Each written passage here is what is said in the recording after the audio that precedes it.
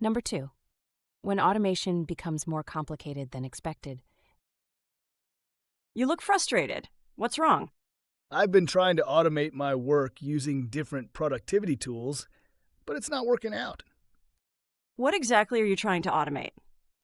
Things like organizing my study materials, scheduling reminders, and syncing everything between my apps. That sounds useful. What's the problem? I thought I could just connect everything easily, but it turns out I need some basic programming knowledge. Ah, yeah. Some automation tools require coding or API settings. Exactly. I spent hours trying to figure it out, but I still don't get it. Maybe you should start with no-code automation tools first?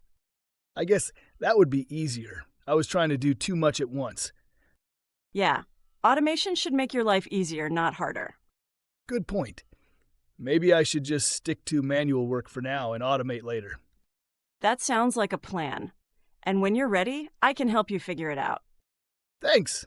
I'll take it slow and see what works best for me.